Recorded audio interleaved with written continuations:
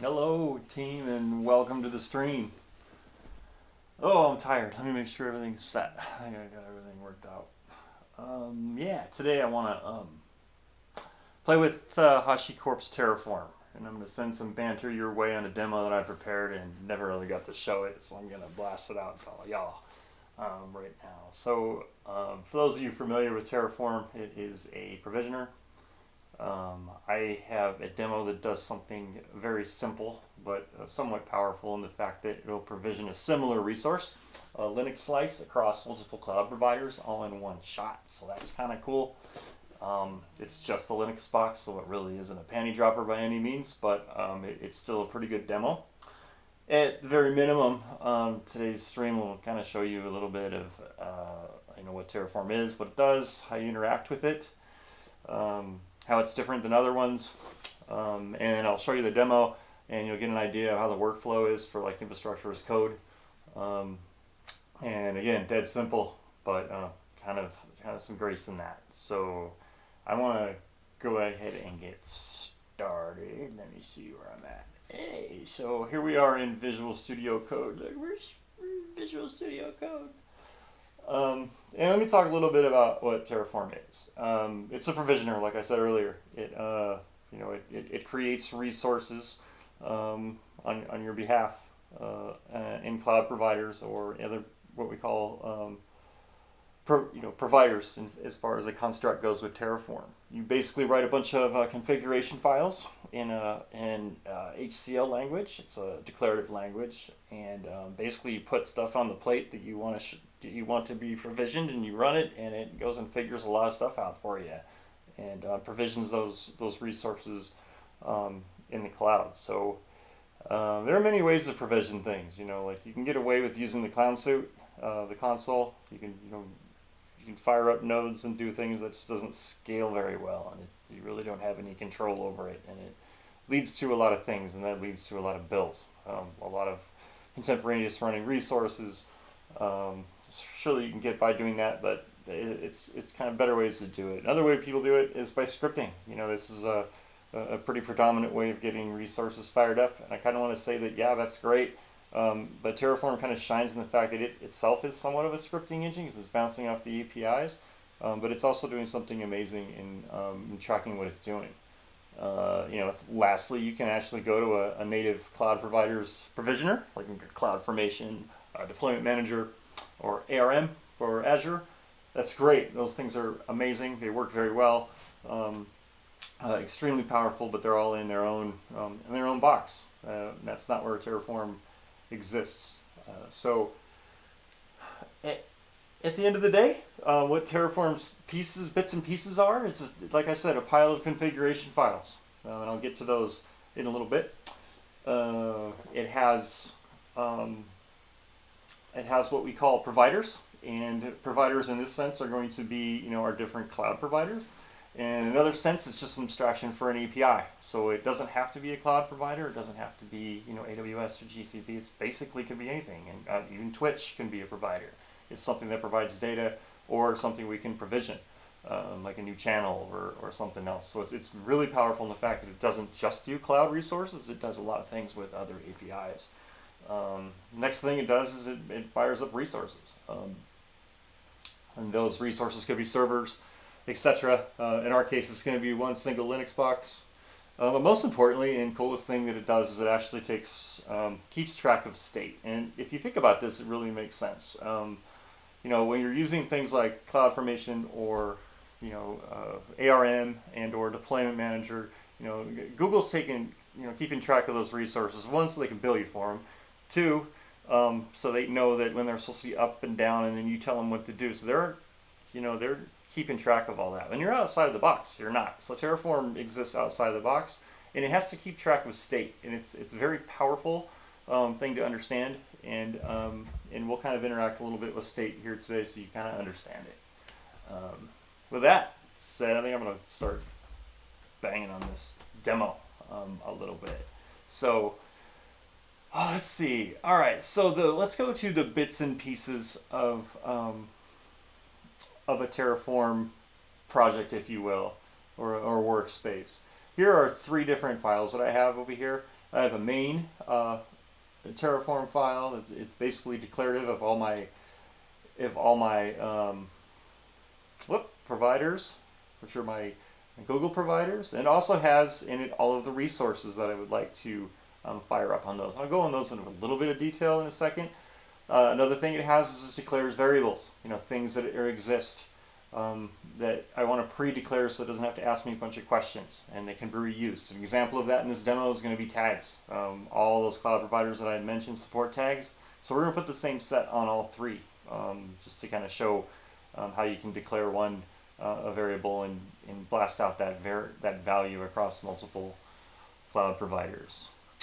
It also supports outputs, because there are some pretty important things that come flying back at you when you are firing up resources. There are some computed things that come back that you want to know about, like IP addresses of a slice, load balancer URLs, certificates, passwords, those kind of things you can spit back at the console for safekeeping, or just being, for here I'm not really doing anything but sending a shout out when everything's done.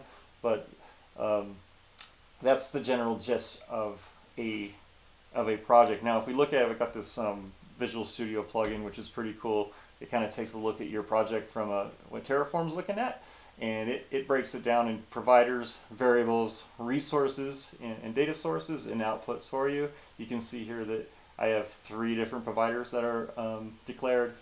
I have a ton of variables that I declare, and then if we go down the resource part down here, which is behind my head there, you can see that I'm going to be blowing out an AWS instance, an Azure virtual machine instance, and down here at the bottom is a Google Compute instance. So let's look at the main TF so you can kind of get an idea of how the provider's declared. Our top one is Azure. As you notice, each one of these providers, you need a way to authenticate to them in order to use them, and to use them to provide, to actually provision on your behalf. So how I'm doing it with Azure is I'm just using my CLI credentials. So I ran an AZ login from the command line. I'm just going to use that because Terraform will also use native credentials for any of your providers. Second, here you can see that AWS, I kind of wanted to show you the exposure of the variables for those particular credentials for the access key of the region and the secret. And this is an IAM role, which is horrible, but I'm kind of just showing how you can declare those. Google, I went out and created a service principal and downloaded the JSON file, and it's right here in my root directory. I'm pointing right at the file. I obviously don't want to show that, but you kind of get the idea. Now, those are my 3 providers. Here's my 3 resources that are similar, right? This is an AWS resource, and it's a Linux box. It's a tiny little guy, and you can see that I'm going to slap some tags on it when I create it, and I cheated a little bit here with some sleight of hand. That's the subnet that I want to launch it into with my established VPC. The second one is an Azure virtual machine, a little more involved. I'm pulling variables off of my variables file over here for naming it, because I wanted to name these all very consistently for this demo. Location, resource group name, and the size of it I dropped out there. So those are those 2, and at the very bottom I have a GCP instance. And you can see I'm assigning some tags to that are not consistent with what I did earlier. Maybe I'll try to change that in the demo. But the top 2 definitely have the same set of tags. Yeah, so that is kind of the gist of it. Next, I kind of want to show you Terraform Shampoo, and this is kind of how you interact with the tool. And it's 4 steps. It has an initialization step, has a plan that we build. A plan is basically how we're going to, what we want the world to look like, when we're done. This step here is basically, spitting back what is there already in the cloud and what is going to be put there, whether it's going to be a change, an add, or a delete, and kind of tell you about it. And then apply is the money shot. That's what goes out and charges us all the money. And destroy is basically takes down everything that it created. And it's able to do all of this based on the fact that it's tracing state, and it's taking, it's actually tracking everything for you. So I'm gonna go ahead and initialize this workspace. This is my first command in The shampoo, what it's doing, as you can see over here, is it's going out and grabbing the supporting software for the providers. It's going to grab the AWS one, the Azure one, and the Google one, and pack those in there and tell me, hey, everything's ready to go. We can talk to every one of the providers that you had declared. So we've got all the supporting software that we need to hit the APIs locally. The next thing we want to do is, what it's going to do now is it's going to inspect the things that we want to build, right? And it's going to go out to each one of the providers and see what's already there, what it already knows about, and then it's going to build a plan for us and spit it back out. Now, it's not actually doing anything but building a plan, but it's very important that we can see what is going to happen before we actually execute it. So why don't we do a Terraform plan?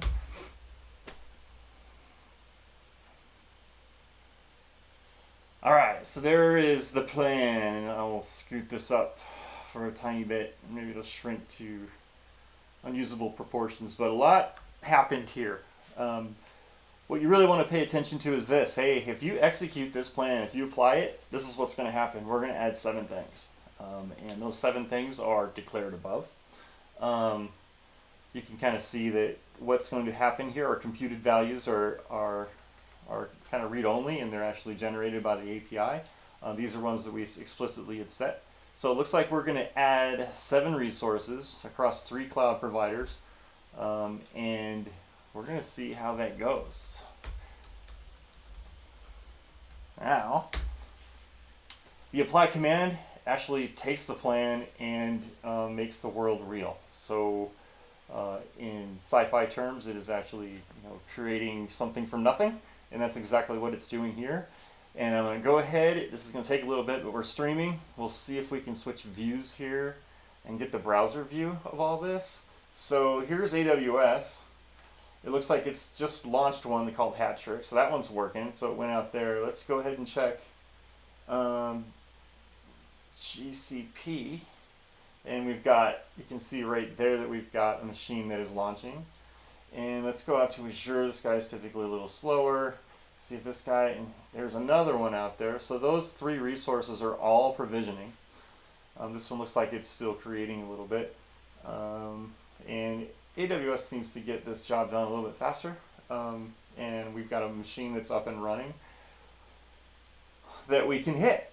So let's see where we're back at as far as running the Terraform code. You can see here that it's still kind of cooking. Got like 20 seconds or left still. And if we look back on the web UI, I want to make sure that, yep, GCP's donesies. So it's got a Hattrick Linux slice up there in the declared, and this virtual machine looks like it's still kind of firing up. It still has a status of creating, so we'll wait on that guy. And then this guy, I think we already determined is done. So again, not amazing, maybe cool at best, but it does kind of show the power of what you can actually do with a simple configuration across 3 providers. If you want to kind of inspect and make sure there's no sleight of hand in here, let's look at the main file. Actually, where did we put those? It was our variables. So here was our tags. Oops, I'm going to switch my view. So here's the tags, right? And this was basically had an environment of Twitch. The stream was the cloud Hattrick. That was me, and I'm kind of giving it a name. And if we flip over to this instance here, you can see that those 3, oops, come on. Those values are tagged. And what's the other one? I think it was Azure. We find the tags in Azure. Anybody? Bueller? The hell are the tags at? Metadata, right?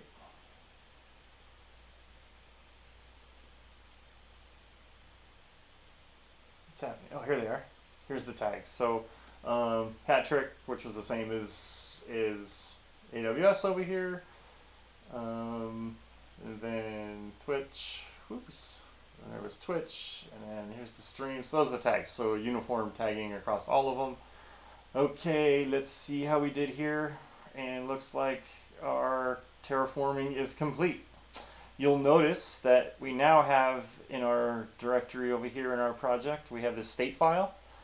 That is basically our configuration. There's a lot of good juicy stuff in there. It's also got a lot of passwords and things in it, so it's sensitive. You want to kind of come up with better strategies for managing that. For me, just doing this locally, putting it there is fine. If it's in a GitHub repository, you don't want to check it in for any means. But that's it. Now let's do something. Let's I don't know. Let's go back to damn it. Maybe I'll try to add the tags since I blew it here. Why don't I try to add the tags to the GCP instance? So I'll just take the same declaration here. I'll go up here and I'll edit this object for GCP and make this real so that all 3 boxes do it. Now, since I've made a change to my configuration files, I'm going to run my plan command again to see what's up. So it's going to go out, inspect everything. Oh, tags should be a list. Tags should be a list. It is a list, isn't it?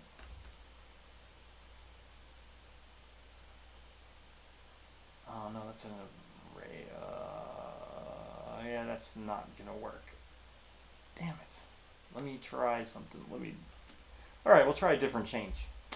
So why don't I try to, let's see what happens when I want to,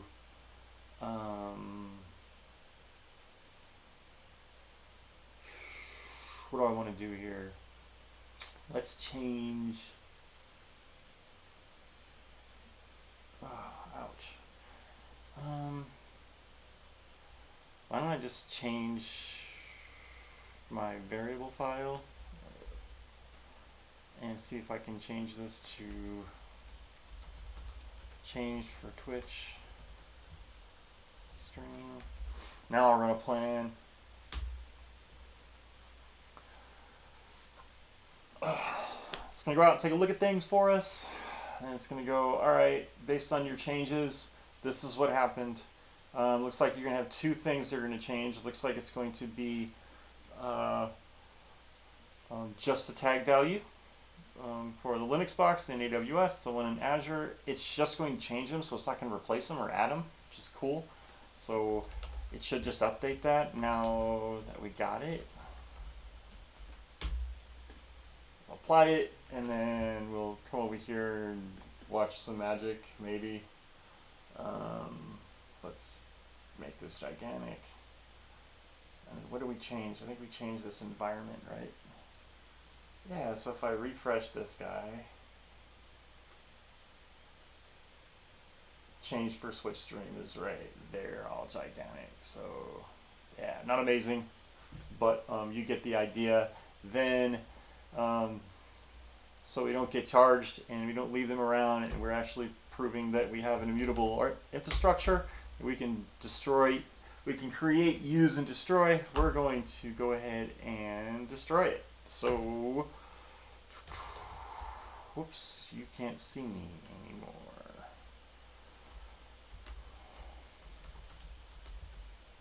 So, as sad as it is, it's all gone. At least I'm not getting charged for it anymore. But you get it. That was a short demo. I'm going to agree to this, and then we should see this stuff getting tore down for us. And my wallet is happy about that. So we should be able to see the AWS instance change state. And it's gone. GCP, see if it's gone. It's on the way down, and then Azure's always on the lag wagon for